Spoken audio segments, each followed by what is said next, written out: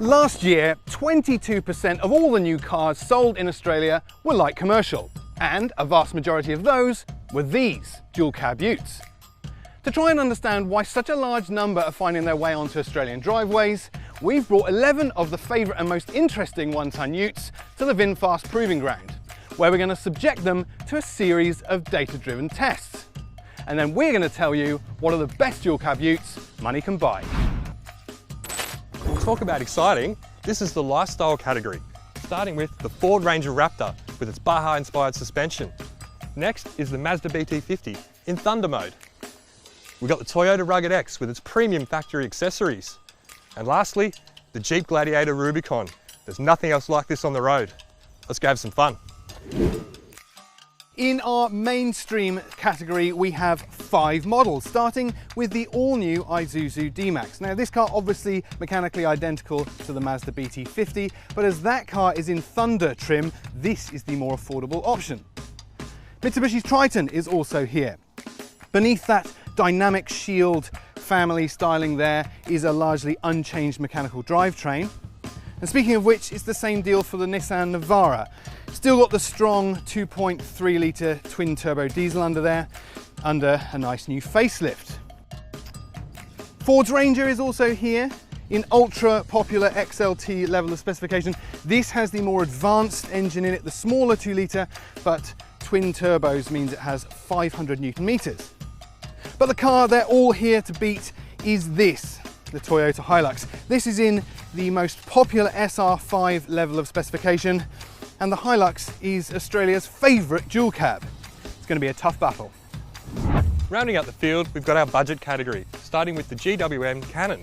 Loaded with tech and super comfortable, but is that enough to knock the big dogs off the top? Lastly, the SsangYong Musso, huge tray and a coil-sprung rear end. Evan, that's our 11 utes, but now it's time to start putting them through their paces.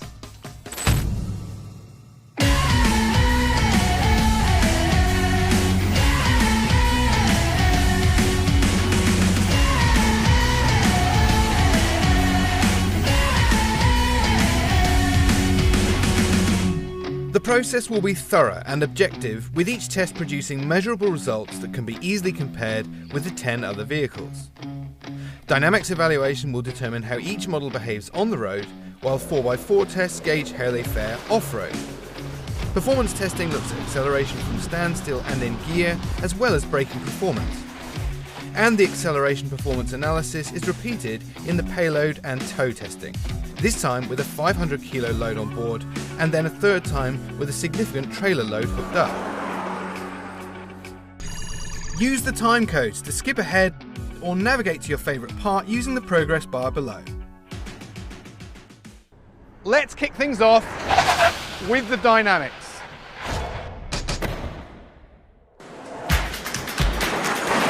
The VinFast Proving Ground offers an extensive ride and handling facility that recreates a wide range of surfaces and conditions typically found on public roads. It's here that each ute is closely examined for noise, vibration and harshness, as well as general assessment of on-road attributes including low-speed manoeuvring and manners. Filling 4 seats with adults can reveal some surprising handling characteristics, as well as providing an opportunity to evaluate rear seat comfort and features.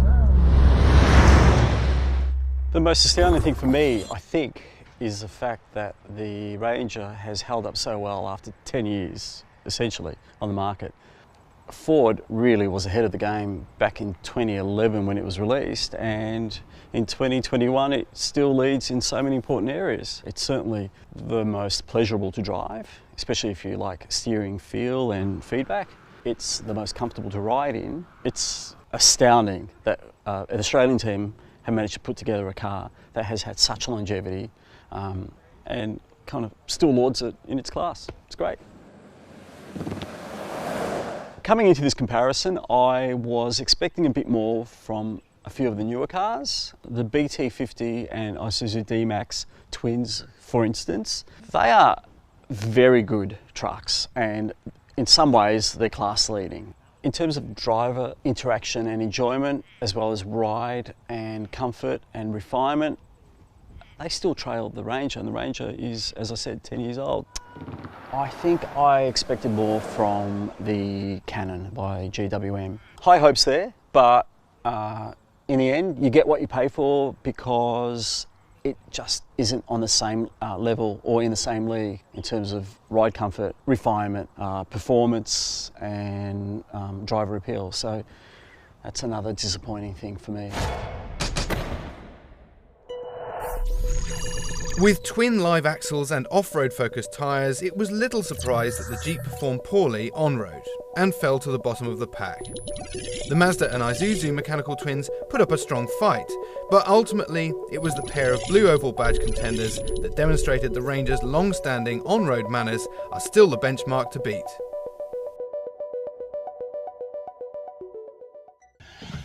If you've liked this video, you know what to do. Hit subscribe or give us a like, or tell a friend, or come and untangle me from this sports bar. Next up, we're off to the skid pan to really test the performance characteristics of each of these dual cab utes.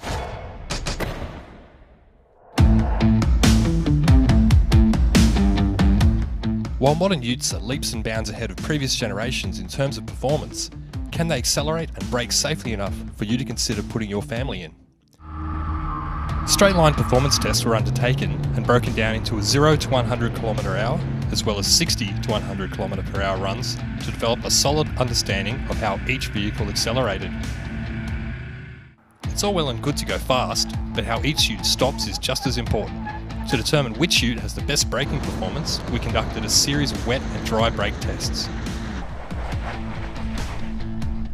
The standout performer today was undoubtedly the Ford Ranger XLT.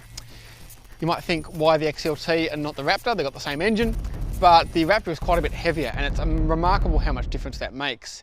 The XLT basically blew everything else away. It just rocketed off the line, 8.9 seconds to 100, which is pretty quick for a normal sedan, let alone a dual cab, and it was the only one of the diesels to crack 10 seconds. There were a couple of utes that were obviously the slowest, which were the cheapest utes we have here. The SsangYong Musso was 11.5 seconds to 100, and the Great Wall was 11.4.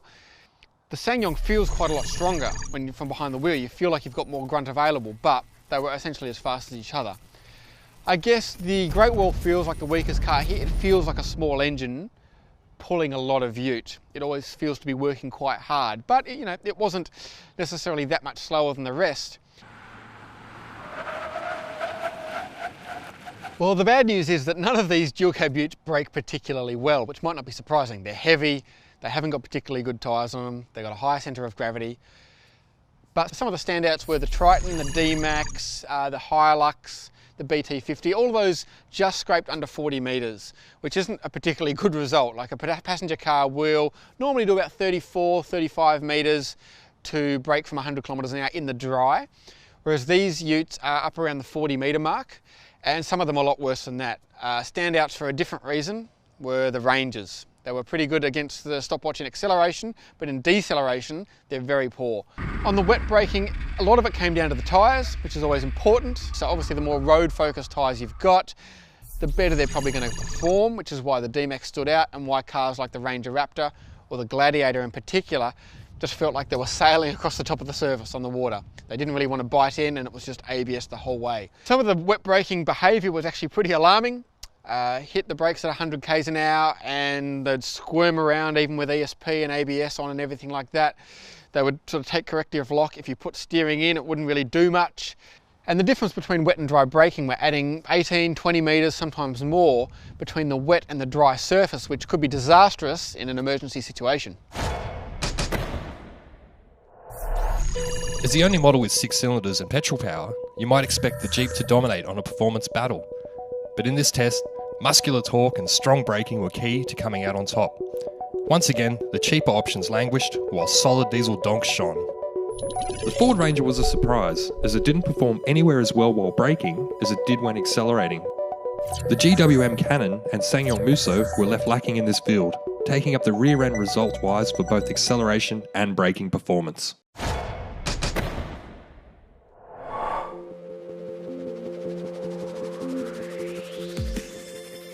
If you're going to be spending a lot of time in a 1-ton ute, then the interior is a big deal.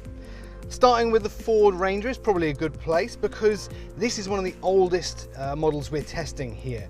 And sadly, the Ranger's interior is starting to show its age a little. Fortunately though, Ford didn't go too style heavy with the interior of the Ranger, and that means it hasn't dated all that much. It's simple and clean and it actually still does its job really well. It has updated a few things. We're up to Sync 3 in the infotainment system. Lovely 8-inch screen there, works really nicely. I actually really like the way that system works, I always have done. And they've updated a few other things, like there's a 12-volt power here, a couple of USBs down here. There's a real clean utilitarian feel to the whole cabin up front. But one of my favourite features, how's this? There's a CD player. I remember them.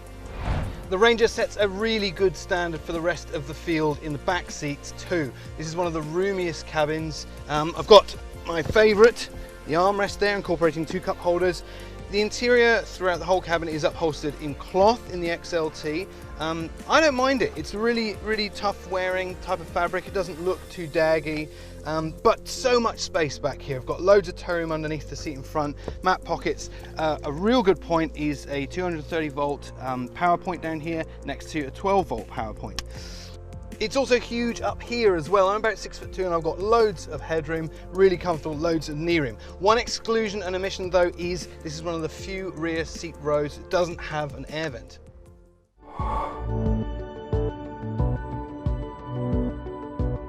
Now we all know this vehicle's a value proposition, so while it's the cheaper end of the scale, it doesn't feel nasty in here, and I do like that about it. You've got everything you need and nothing you don't. The switchgear is nice and simple, you've got plenty of charging points, and a smaller but yet decent sized screen here.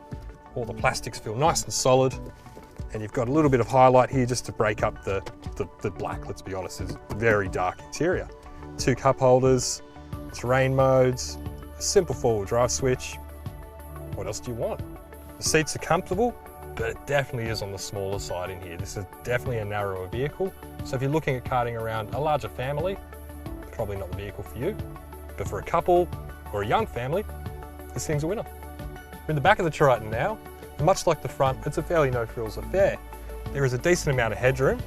I do touch, but again, I'm on the lanky side, but I can fit pretty comfortably. Plenty of grab handles and some basic controls here to operate the roof-mounted vents. You've got a small amount of storage here, it's certainly not that deep, but you do have this little cubby here for your phones and 2 USB points, so 2 people in the back can charge their equipment. The seats are fairly comfortable, but they do feel a little bit dated. Again, you're not paying too much for this vehicle, so I can accept these compromises.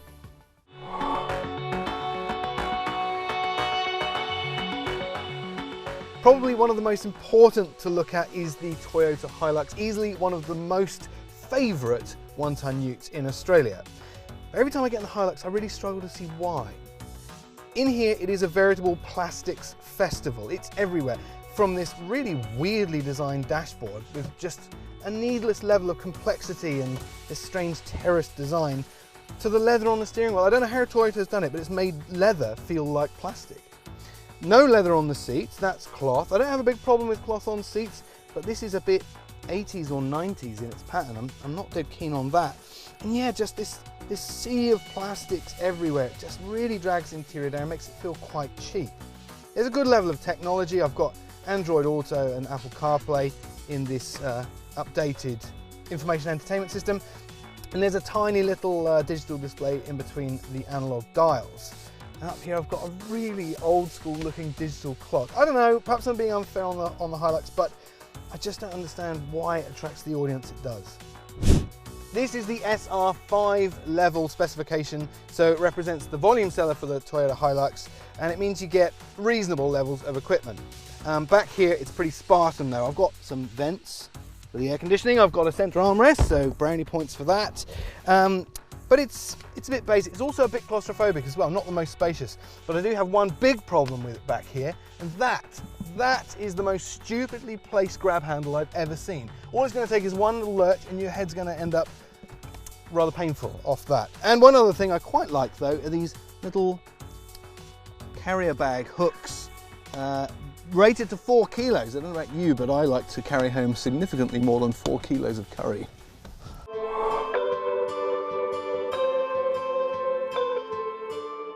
Up next, the D-Max. And there's one word that's in my head when I think of this vehicle, and that's practical. Everything here is simple and practical, and it works. Starting with this little console here for your wallet or anything you want to put in there. And we've got plenty of storage here and here as well. Lots of storage. Another cool feature, I'll lean over, the cup holders. I reckon they're the best in the business. It's pretty similar to the Hilux, but a really good addition, very handy. Now, working our way in, got some nice highlights and your hard plastics, but they've made an effort to really dress this up. Nice, useful infotainment system, everything here that you need. Again, simple, practical, and I really like that. I respect it about this vehicle. Storage-wise, it's not the greatest, it's not the worst, but you've definitely got enough room. If you need a vehicle that's just going to work and do its job, you found it. Into the back seat of the D-Max, and just like the front, practical. That's the word you're going to hear me say over and over again. Not too much headroom. We are a little bit limited here, but again, I am on the lanky side. It's good to see folding grab handles too, so they don't protrude on your head, which is not a good thing. These are a good thing. In terms of features, pretty limited. You've got somewhere to put your phone, a USB point to charge it. Again, it works. You've got aircon vents and room to put your books or toys or whatever you've got back here. So practical, practical, practical, practical. That's the term I'm going to use, and I think that describes the D-Max to a T.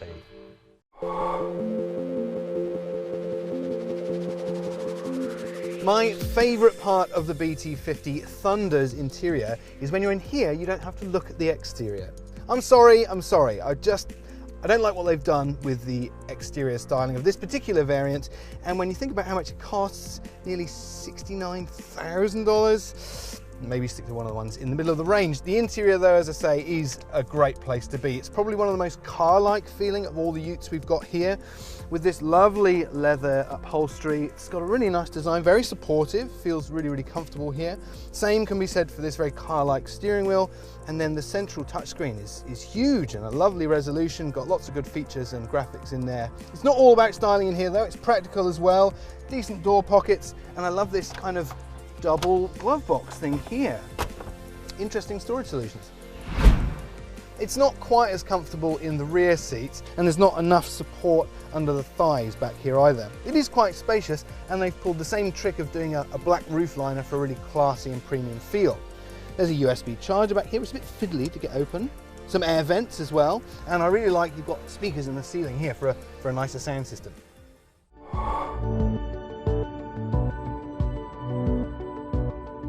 The Navara is probably one of those utes that doesn't get enough credit, and maybe that's because it's a little bit forgettable and benign.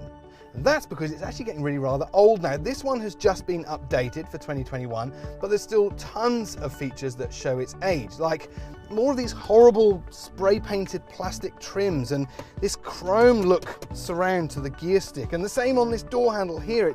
It's horrid. It's as horrid as this nasty plastic on the dashboard. But they are trying though, and the seats are upholstered in a combination of leather, that's leather, and this is synthetic leather, and this nice sort of hexagonal pattern. And the other thing I absolutely love is this new steering wheel. That's part of the update, and it looks like something out of one of Nissan's sports models. The information and entertainment system was also updated with the 2021 update, and although you might not believe it, because it still looks a little bit dated if I'm completely honest, it now contains Apple CarPlay and Android Auto. The back seat in the Navara is not the most spacious. There's enough room and enough headroom, but it just feels one of the more claustrophobic. And the seats are not particularly supportive. With my feet on the ground, my thighs have no support underneath them, and they just feel like they've been designed for a shorter person. It's the same up front actually. At least I do get a centre armrest and more of the synthetic and real leather combination. Here I've got air vents and one USB power point, but that's about it. My favourite thing back here though is this electric sliding window. You operate it from the front. I've no idea what I would do with that, but I just love it.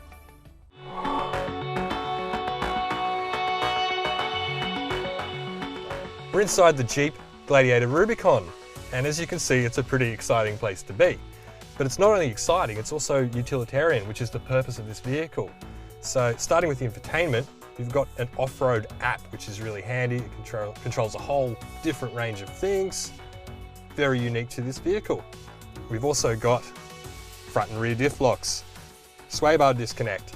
There's also auxiliary switches, so you can wire in accessories without messing up the dash. Something I really like is an old school lever for the transfer case. This is the only vehicle on this test with this technology, but it works. It's simple, it's quick, it's easy. Now in terms of storage, you've got a cubby here with 2 layers, and it's nice and deep. Another unique feature to this Jeep is the removable roof, which is also called the Freedom Panels. It's the only dual cab on the market where you can take the roof off and chuck a load in the tray. We're in the back of the Jeep now, and as you can see, there's a fair bit of headroom. I'm nearly 2 meters tall, so that's not bad. But we do have this crossbar here with speakers, which if you are sort of my height, that could be a bit interesting. That's the price you pay for freedom, I guess. Back here, minimal controls. You've got aircon vents, window controls, and some cup holders. The back of the seat, you've got some netting for your tactical tools, your torches, whatever you're into. And some straps, no idea what they're for, but they're there. So it's rather basic, it is roomy, it is comfortable.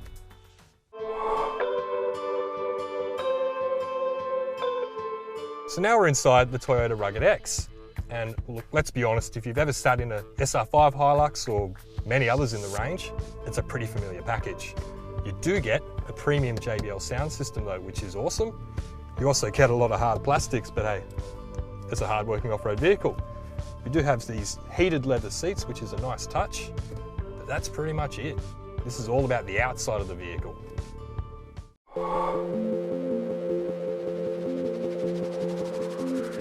Up next, we're in the Ford Ranger Raptor. Now, talk about a mix between sporty and utilitarian. You've got this pretty simple dash layout with hard plastics in the center console, but then you get these awesome bolstered seats with a bit of velour in the middle. They're super comfy and they hold you in when you're drifting around corners in Baja mode. We've got a different steering wheel with, of course, your red reference guide or whatever you call that. And we've got some blue piping here. So they have made an effort to make this a more premium package because you are paying a lot more for the privilege. So it's not just a good looking vehicle on the outside, I rate it on the inside too.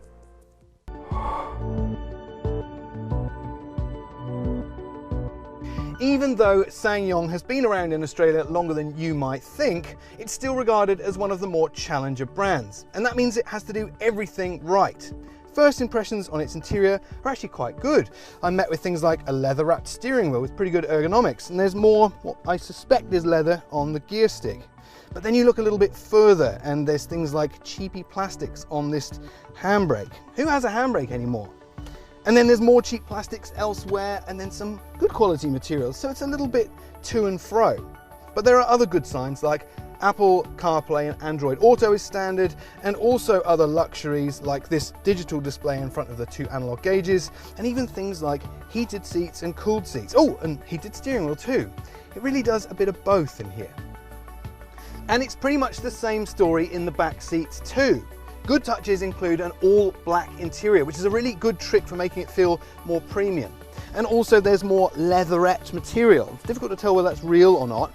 Good storage in the door pockets, and also underneath the seats there's loads of space there. I've also got a center armrest, not all utes have that, and I've got vents for the passengers back here. But yeah, the interior is generally pretty good back here, spacious. The doors are a bit deceptive though. They look really big, but it's not all useful door. Some of it just overhangs the tray and actually doesn't do a lot or make the aperture much bigger. But generally the view out is good. Passengers back here would probably have quite a good time.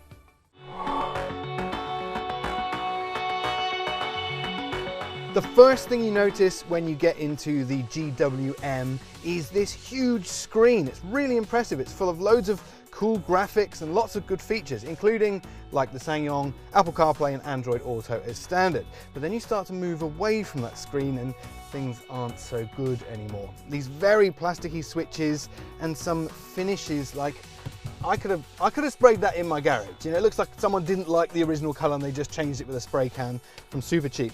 Then below there you get very aftermarket looking 12-volt socket, and the USBs, they look like they've just been thrown in with a generic panel you could buy anywhere. The gear selector feels, I can't even find the words. There are some good materials, again another nice steering wheel, but there's too much in here that lets it down. In the back seat, it's not great. Let's start with some of the positives. There's loads of space. I've got some privacy glass here for if I'm feeling particularly special. The seat upholstery is possibly the least convincing fake leather I've encountered in quite a long time. There's tons of legroom down here, it is pretty comfortable. No centre armrest, my pet hate back here. But other good things include some air vents for the rear passengers, and below that you've got a 220 volt socket for power, and next to that another USB charger. Mixed feelings again about this one. Some good points and some that really don't sort of sell itself very well. And this horrid homemade metallic finish as well. An examination of the cabin comfort and technology gave the more affordable models an opportunity to claw back some badly needed points, with both the SsangYong and GWM sitting comfortably in the median region.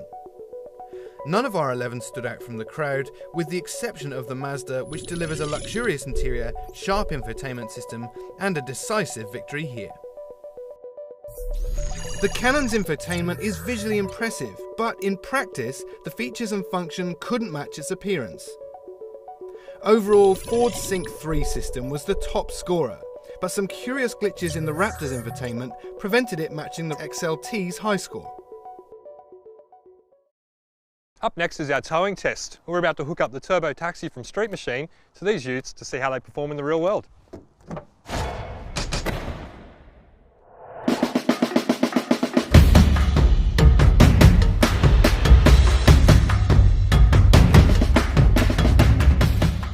Street Machine was kind enough to lend us their turbo taxi project Ford Falcon, which was strapped to a car trailer for a real-world example of what you'll be towing with these utes. Acceleration times from 20 km/h to 60 km/h were recorded, then we set out on a grueling test loop to see which ute towed the best. Now for the load wheel towing, we're certainly getting up there for what these dual cabs can handle safely. Sure, some are rated to tow more, but I think having a vehicle on the back of a car trailer, that's pretty much the sweet spot for what these utes can do. In regards to the winner, it's got to go to the Ford Ranger. It was the quickest between 20 and 60 kilometres. It also felt the most sure-footed. The suspension was amazing. You could tell this thing's been designed for Australian conditions. It's a great tow vehicle. A surprise package was the Jeep, the Gladiator Rubicon. With that 3.6 litre petrol motor, it pulled like nothing else. It really went. But in terms of a tow vehicle, it was probably one of the worst. The suspension was all over the shop and the gearbox just didn't want to change. It was just happy sitting at 5 grand all day long. Towards the end of the pack in the towing field, we've got to give that to the SsangYong Musso, unfortunately. It was adequate performance-wise, but it did feel a little bit jiggly and it was certainly slow off the line. GWM's Canon did itself no favours, turning up to this test without a tow bar installed and forfeited any points, something to hide maybe. And that allowed the Toyota Hilux to demonstrate one of the reasons it continues to be an Australian favourite. Only the Ranger XLT could outhaul the Big T with impressive acceleration and exceptional road matters when hooked up. Next up, we're loading a 500 kilo weight into the tray of each ute and going for a drive to see how they handle a payload.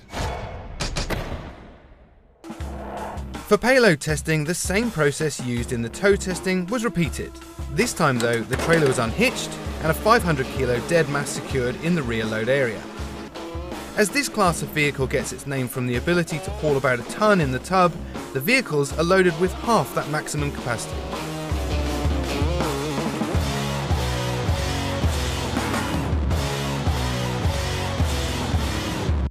There were a couple surprises today for the laden test, which involved both acceleration testing and a loop on the ride and handling circuit. Standout performer was the Ford Ranger XLT, which was not only a cut above its sibling in the Raptor, but above everything else for acceleration and its composure around the ride and handling with 500 kilos on the back. Yeah, it just felt really composed. The ride wasn't too compromised by that load, and it just felt really settled and almost predictable as well. Otherwise than that, there were some surprise performers in the Navara. I think that was a really good car. Even though it's on a coil sprung rear end, it handled the load quite well. It was very solid out there on the ride and handling circuit, and the transmission mapping was really good as well. And of course there are some cars that didn't perform too well either. Like the SsangYong Musso has a really huge tray, but when you laden it with a lot of weight, the car's coil sprung rear end has nothing left to give in terms of ride absorbency, and it feels quite nervous out on the ride and handling loop. As for trays, a lot of them follow a familiar formula. Obviously the Hilux SR5 comes with a farmer's tray, which is a lot more practical. It's wide, it's easy to access, but it's also very shallow. Then you have the Jeep, which has a lot of features, including lights, adjustable tie-down points, fixed tie-down points, and a soft cover. But really, the biggest was the Musso and most practical. Then there's the tray in the GWM, which for a cheap car has a surprising amount of kit, including a step-down ladder in the rear tailgate, and some soft drop struts, which are missing on more expensive variants like the Rugged X.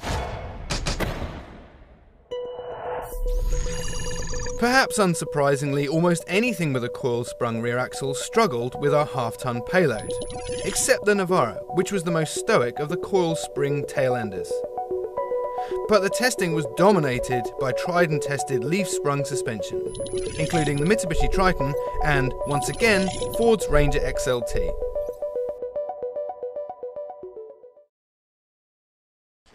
So it's safe to say you can't have a four-wheel drive dual cab ute test without a four-wheel drive component. We've come out to this purpose-built location to put each of these vehicles through exactly the same test. There's no favours here.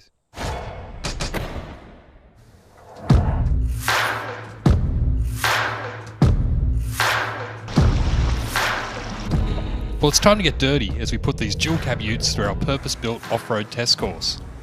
We're looking to compare ground clearances, wheel travel, traction control systems, and how easily they engage 4x4.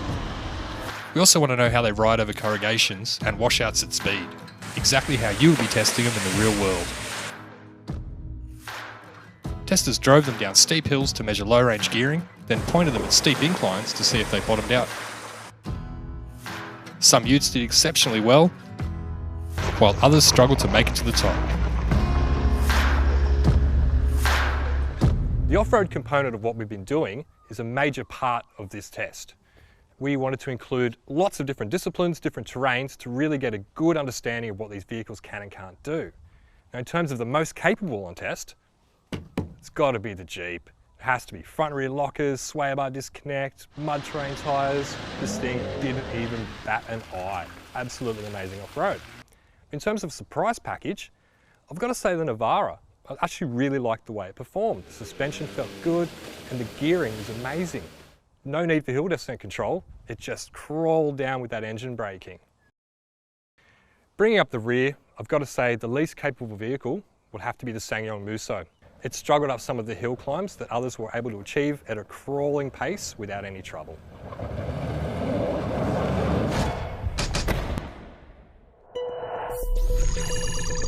Once again, the cheap models slid into the back, quite literally, when the sealed road came to an end, leaving traditional off-road favourites to show them how it's done.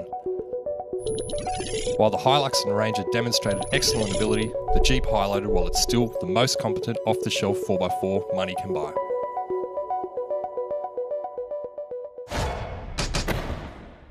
It might not be as glamorous as diff locks and turbos, but the cost of running a one-tonner can be a deal breaker for many.